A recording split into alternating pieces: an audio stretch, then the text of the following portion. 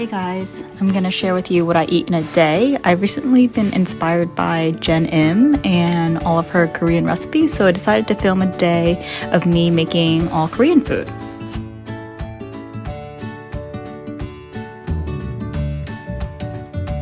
Alright, first off, we're making some Korean pancakes or doejang for breakfast. I chopped up some shrimp, some zucchini, and some mushrooms. Mix that together with some Korean pancake batter. I didn't have any, so I used a mixture of flour, cornstarch, salt, and garlic powder. Mix that with some water. Then I added 2 eggs to make it a little bit more breakfast friendly. Then mix that all together. Then we're gonna pre-cook our veggies a little bit. And then when that's done, add it to the pancake batter. So you want to make sure you preheat your cast iron to very hot before you spoon in the pancake batter so it gets nice and crispy.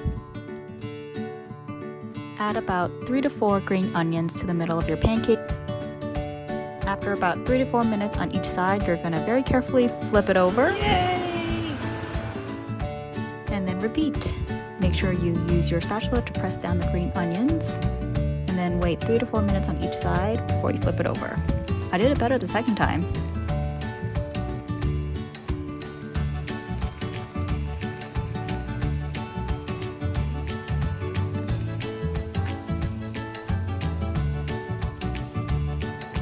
You can serve it with more doejang or sriracha.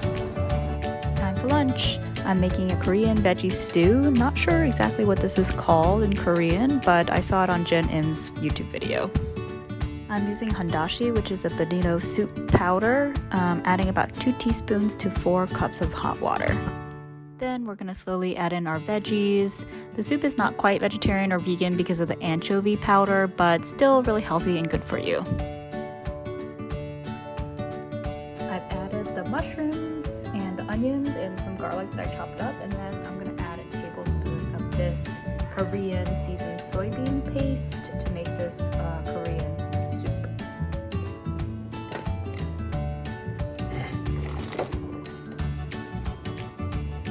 Give it a boil for about 5 to 10 minutes and then add in your tofu.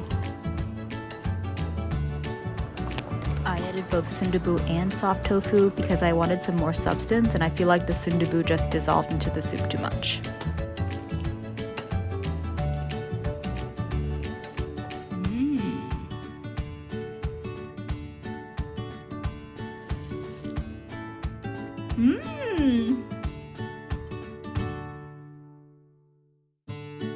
First, we're going to prepare the marinade for the chicken. I used Mangchi's recipe, who is like a Korean grandma who posts Korean recipes on YouTube, and she's actually a international superstar, and the recipe turned out really well, so I highly recommend this recipe. Mince your 6 cloves of garlic and 2 inches of ginger and chop up 2 chicken breasts. Then we're going to add it to the bowl with the other marinated ingredients and then mix it with your hand.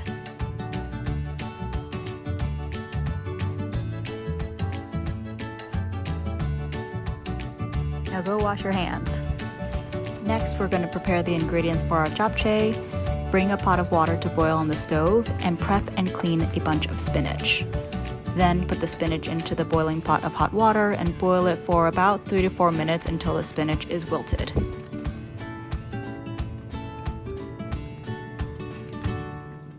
We're going to take 4 ounces of our japchae, Korean sweet potato noodles, and boil them in the same pot as the spinach. This step is optional, but Mangchi suggested adding rice cakes to the buldak, so I sauteed some tteokbokki for about 5 to 6 minutes until they were lightly fried. Now it's time to cook the chicken, so add the marinated chicken to the preheated cast iron skillet. Then add about 1 cup of water to the bowl to kind of soak up all that marinade and pour it into the pan with the chicken. I forgot to show you here, but then put a lid on the pan and cook on medium heat for about 10 minutes. Add some soy sauce and sesame oil to the spinach to season it. After you've boiled the japchae noodles for 8 to 9 minutes, dump it into the pot and also season it with soy sauce and sesame oil. Add your rice cakes to the chicken, cover again, and cook for another 10 minutes on medium-low heat.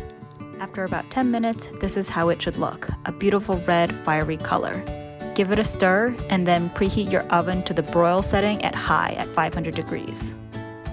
This is the fun part. Add about a 1/4 cup to a 1/2 cup of mozzarella cheese and broil it in the oven for about 5 minutes. And our fire chicken with cheese is complete. So good.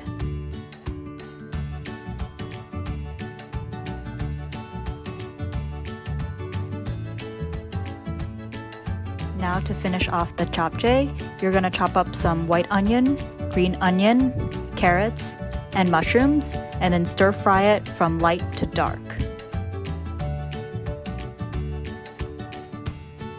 Once done, dump it into the bowl and continue with your stir frying. I'm also going to add some pre-marinated shiitake mushrooms I had.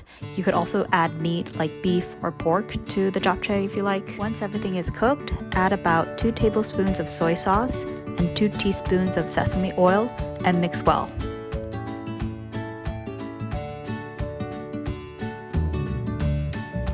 And there you have it, vegetarian japchae and fire chicken with cheese. Hope you enjoyed this video and see you at the next one.